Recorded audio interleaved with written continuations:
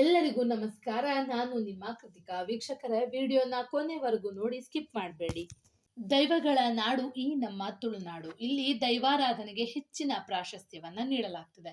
ಮಾತ್ರವಲ್ಲದೆ ಇಲ್ಲಿ ನಾಗಾರಾಧನೆಯು ಕೂಡ ಆಚರಣೆಯಲ್ಲಿದೆ. ಹನುಮಂತ ಎಂದರೆ ನಮಗೆಲ್ಲರಿಗೂ ತಿಳಿದಿದೆ.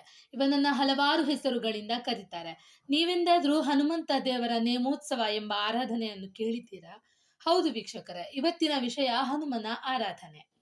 ನಾವು ದೇವರನ್ನ ಪೂಜೆ ಹವನಗಳ ಮೂಲಕ ಆರಾಧಿಸ್ತೇವೆ. ಆದರೆ ಈ ಎರಡು ಸ್ಥಳದಲ್ಲಿ ಮಾತ್ರ ಹನುಮಂತನನ್ನ ದೈವದ ರೂಪದಲ್ಲಿ ಆರಾಧಿಸುತ್ತಾರೆ. ತುಳುವಿನಲ್ಲಿ ಈ ಆಚರಣೆಯನ್ನ ಕಂಡದ ಕೋರಿಡ್ ಹನುಮಂತ ದೈವದ ನೇಮ ಎಂದು ಕರೆಯುತ್ತಾರೆ. ಬನ್ನಿ ಹಾಗಾದ್ರೆ ಇಲ್ಲಿನ ವಿಶೇಷತೆ ಮತ್ತೆ ಮಹತ್ವವನ್ನ ತಿಳಿಯೋಣ.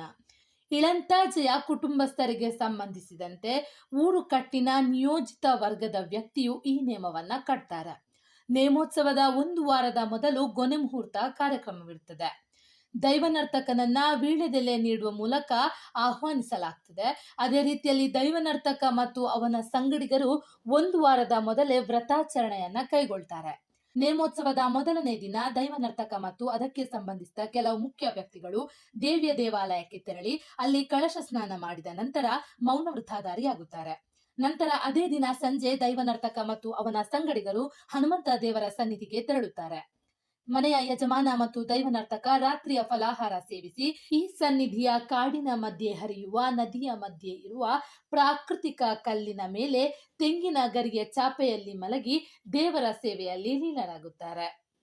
ಇಲ್ಲಿಗೆ ಬರುವ ಭಕ್ತಾದಿಗಳು ಅತ್ಯಂತ ಶ್ರದ್ಧೆಯಲ್ಲಿರಬೇಕು. ವಿಶೇಷವಾಗಿ ಹೆಣ್ಣು ಮಕ್ಕಳು ಕಣ್ಣಿಗೆ ಕಾಡಿಗೆ, ಕಾಲಿಗೆ ಗೆಜ್ಜೆ ಹಾಕಿಕೊಂಡು ಹೋಗಬಾರದು. ಮಾತ್ರವಲ್ಲದೆ ಕಪ್ಪು ಬಣ್ಣದ ಬಟ್ಟೆಯನ್ನು ಸಹ ಧರಿಸಬಾರದು. ಇದು ಇಳಂತಾಜೆಯ ವಿಶಾಲವಾದ ಗದ್ದೆಯಲ್ಲಿ ನಡೆಯುತ್ತದೆ. ಈ ಗದ್ದೆಯ ಸುತ್ತ ಹಲವಾರು ಹುತ್ತಗಳಿವೆ. ಆಂಜನೇಯ ನೇಮೋತ್ಸವದ ಮೊದಲು ಕಂಡದ ಉರ್ವ ಎಂಬ ನೇಮೋತ್ಸವವು ನಡೆಯುತ್ತದೆ. ನಂತರ ಹನುಮಂತ ದೇವರ ನೇಮ ಕಟ್ಟುವವರೇ ನಾಗನ ವೇಷಧಾರಿಯಾಗಿ ಮೌನದಲ್ಲಿಯೇ ಗದ್ದೆಗೆ ಒಂದು ಸುತ್ತು ಬರುತ್ತಾರೆ. ನಂತರ ಮನೆಯ ಯಜಮಾನ ಮೂಲ್ಯ ಪೂಕರೆ ಹಿಡಿದುಕೊಂಡು ಗದ್ದೆಯ 4 ಭಾಗಗಳಿಗೆ ನೆಡುತ್ತಾರೆ. ಆ ನಂತರ ಅದಕ್ಕೆ ಸಂಬಂಧಿಸಿದ ವ್ಯಕ್ತಿಗಳು ಪೂಕರೆ ಎತ್ತಿಕೊಂಡು ಗದ್ದೆಗೆ ಇಳಿದು ಗದ್ದೆಯ ಮಧ್ಯಭಾಗದಲ್ಲಿ ನಿಲ್ಲಿಸಿ 4 ದಿಕ್ಕುಗಳಿಗೆ ಓಡುತ್ತಾರೆ. ದೈವ ನರ್ತಕ ಮೈಗೆ ಕಪ್ಪು ಬಣ್ಣವನ್ನ ಹಚ್ಚಿ ಸುಣ್ಣದ ಅಸಂಖ್ಯಾತ ಚುಕ್ಕಿಗಳು, ಸೊಂಟಕ್ಕೆ ಬಿಳಿ ವಸ್ತ್ರದ ಕಚ್ಚೆ, ಬೆಳ್ಳಿಯ ಜನಿವಾರ, ಸಿಂಗಳಿಕ ಅಥವಾ ಎಲೆಮಂಗ ಎಂದು ಕರೆಯಲ್ಪಡುವ ಪ್ರಾಣಿಯ ಚರ್ಮದಿಂದ ತಯಾರಿಸಿದ ಬೆಳ್ಳಿ ಹೂಗಳಿಂದ ಅಲಂಕರಿಸಿದ ಟೋಪಿ, ಸೊಂಟಕ್ಕೆ ಹಿಂಗಾರದ ಬಾಲ, ಕೊರಳಿಗೆ ಹಾರ, ಸೊಂಟಪಟ್ಟಿ, ಕಾಲಿಗೆ ಗೆಜ್ಜೆ ಕಟ್ಟಿ ಅಲಂಕೃತರಾಗುತ್ತಾರೆ.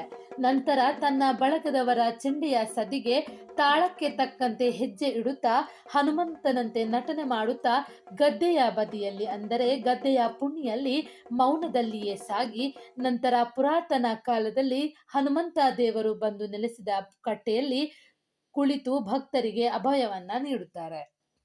ನಂತರ ಬೊಲ್ಪಾಲೆ ಎಂಬ ಮರವನ್ನೇರಿ ಅದರ ಕೊಂಬೆಯನ್ನು ತುಂಡರಿಸಿ ಗದ್ದೆಗೆ ಹಾಕುವಾಗ ಎಷ್ಟು ಎಲೆ ಗದ್ದೆಗೆ ಬೀಳುತ್ತದೆಯೋ ಅಷ್ಟು ಮುಡಿ ಭತ್ತ ಆ ಗದ್ದೆಯಲ್ಲಾಗುತ್ತದೆ ಎಂದು ಹಿರಿಯರು ನಂಬುತ್ತಾರೆ.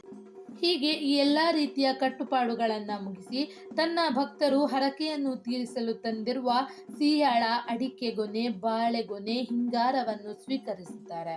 ಇಲ್ಲಿಗೆ ನೇಮೋತ್ಸವವು ಕೊನೆಗೊಳ್ಳುತ್ತದೆ. ಅಂದಹಾಗೆ ಇದು ಯಾವ ಊರಲ್ಲಿ ನಡೀತಾ ಇದೆ ಅಂತ ಕೇಳ್ತಾ ಇದ್ದೀರಾ? ಇದು ದಕ್ಷಿಣ ಕನ್ನಡ ಜಿಲ್ಲೆಯ ಪುತ್ತೂರು ತಾಲೂಕಿನ ಕೆಯ್ಯೂರು ಗ್ರಾಮದ ಇಳಂತಾಜೆಯಲ್ಲಿ ಮತ್ತು ಸುಳ್ಯ ತಾಲೂಕಿನ ಅಡ್ಕಾರಿ ಎಂಬ ಸ್ಥಳಗಳಲ್ಲಿ ಈ ಆಚರಣೆಯು ನಡೆಯುತ್ತಿದೆ. ಈಗಲೂ ಈ ಆಚರಣೆಯಲ್ಲಿದೆ. ಆದರೆ ಇದರ ಮುಖ್ಯ ಸ್ಥಳ ಇಳಂತಾಜೆಯಾಗಿದೆ. ಹನುಮಂತನಿಗೆ ಫಲವಸ್ತುಗಳನ್ನ ಹರಕೆಯ ರೂಪದಿಂದ ಕೊಡುವುದರ ಮೂಲಕ ಕೃಷಿಯಲ್ಲಿ ಉತ್ತಮ ಫಸಲು ದೊರೆಯುತ್ತದೆ ಎಂದು ಊರಿನವರು ನಂಬುತ್ತಾರೆ. ಇಲ್ಲಿನ ಸುತ್ತಮುತ್ತಲಿನ ವಾತಾವರಣವು ಮೌನದಿಂದಲೇ ಕೂಡಿರುತ್ತದೆ. ಇದು ಇಲ್ಲಿನ ವಿಶೇಷತೆಯಾಗಿದೆ. ಸೊ ಈ ವಿಡಿಯೋನ ಇಲ್ಲಿಗೆ ಎಂಡ್ ಮಾಡ್ತಾ ಇದ್ದೀನಿ.